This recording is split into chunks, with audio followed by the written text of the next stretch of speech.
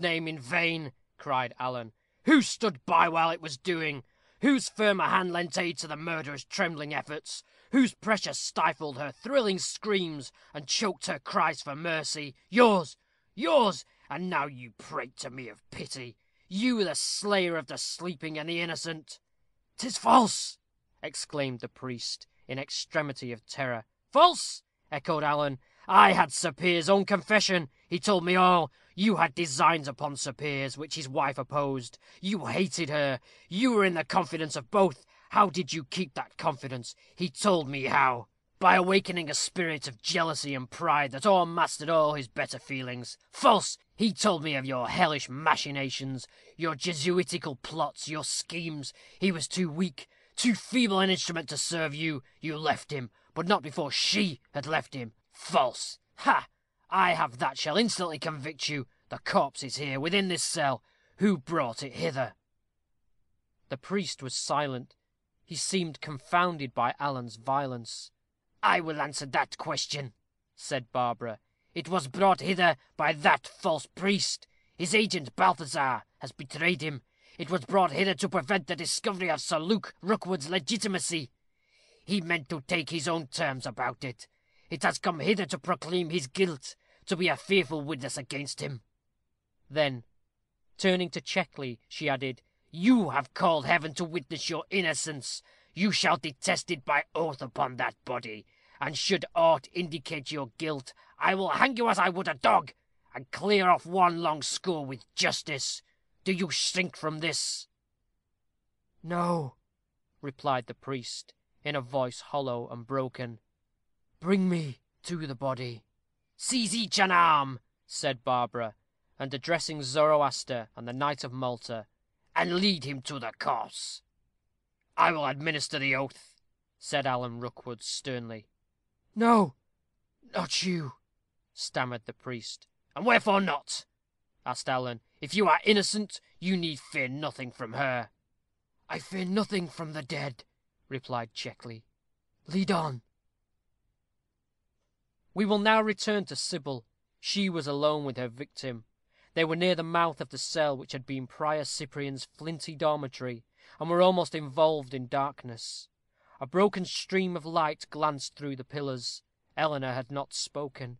She suffered herself to be dragged thither without resistance, scarcely conscious, it would seem, of her danger. Sybil gazed upon her for some minutes with sorrow and surprise. "She comprehends not her perilous situation," murmured Sybil. "She knows not that she stands upon the brink of the grave. Oh, that she could pray! Shall I, her murderess, pray for her?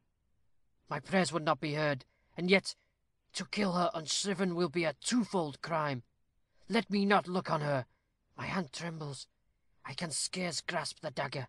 Let me think on all he has said. I have wronged him. I am his bane, his curse. I have robbed him of all. There is but one remedy. 'Tis this. Oh God, she recovers. I cannot do it now." It was a fearful moment for Eleanor's revival, when the bright steel flashed before her eyes. Terror at once restored her. She cast herself at Sybil's feet. "Spare me, spare me!" cried she. "Oh, what a dream I have had! And to waken thus, with the dagger's point at my breast. You will not kill me, you, gentle maid, who promised to preserve me. Oh, no, I am sure you will not." "Appeal no more to me," said Sybil, fiercely. "Make your peace with heaven. Your minutes are numbered." "I cannot pray," said Eleanor, "while you are near me." "Will you pray if I retire and leave you?" "No, no, I dare not, cannot," shrieked Eleanor, in extremity of terror. "Oh, do not leave me, or let me go." "If you stir," said Sybil, "I will stab you to the heart." "I will not stir. I will kneel here forever. Stab me as I kneel, as I pray to you. You cannot kill me while I cling to you thus, while I kiss your hands, while I bedew them with my tears. Those tears will not sully them like my blood." "Maiden," said Sybil, endeavoring to withdraw her hand, "let go your hold. Your sand is run." "Mercy!" "It is in vain. Close your eyes." "No, I will fix them on you thus. You cannot strike them. I will cling to you, embrace you. Your nature is not cruel. Your soul is full of pity. It melts those tears. You will be merciful. You cannot deliberately kill me. I cannot! I cannot! Said Sybil, with a passionate outburst of grief. Take your life on one condition. Name it. That you wed Sir Luke Rookwood. Ah! Exclaimed Eleanor. All rushes back upon me at that name. The whole of that fearful scene passes in review before me. Do you reject my proposal? I dare not. I must have your oath. Swear by every hope of eternity that you will wed none other than him. By every hope, I swear it. Handassah, you will bear this maiden's oath in mind, and witness its fulfilment.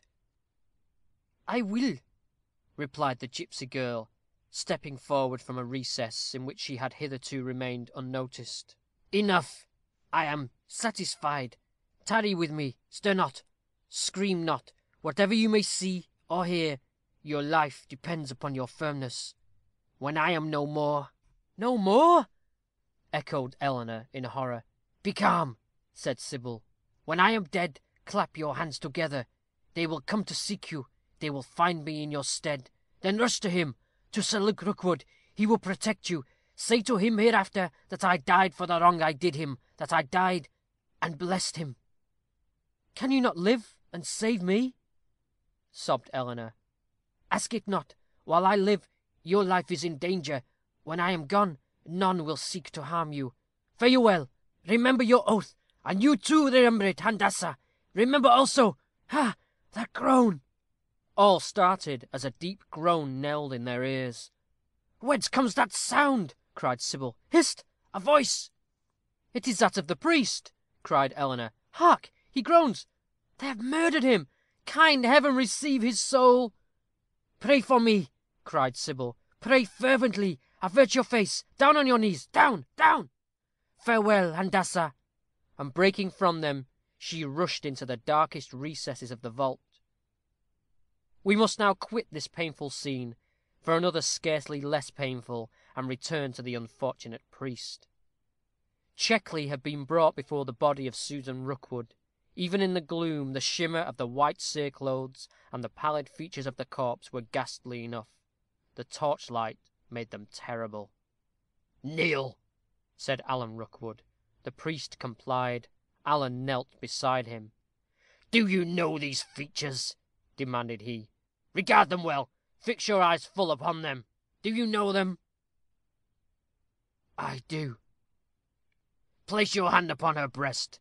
Does not the flesh creep and shrink beneath your touch? Now raise your hand. Make the cross of your faith upon her bosom. By that faith you swear you are innocent. I do, returned the priest. Are you now satisfied? No, replied Alan. Let the torch be removed. Your innocence must be more deeply attested, continued he, as the light was withdrawn. This proof will not fail. Entwine your fingers round her throat. Have I not done enough? Your hesitation proves your guilt, said Alan. That proof is wanting, then, returned the priest. My hand is upon her throat. What more? As you hope for mercy in your hour of need, swear that you never conspired against her life, or refused her mercy. I swear it. May the dead convict you of perjury, if you have forsworn yourself, said Alan. You are free. Take away your hand. Ha! What is this? Exclaimed the priest. You have put some jugglery upon me.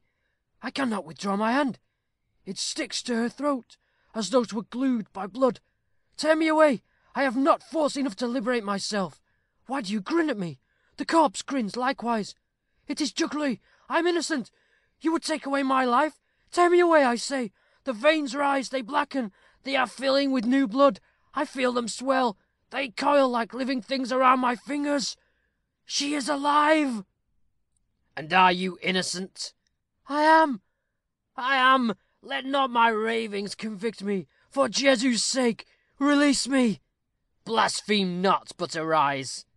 I hold you not." "You do.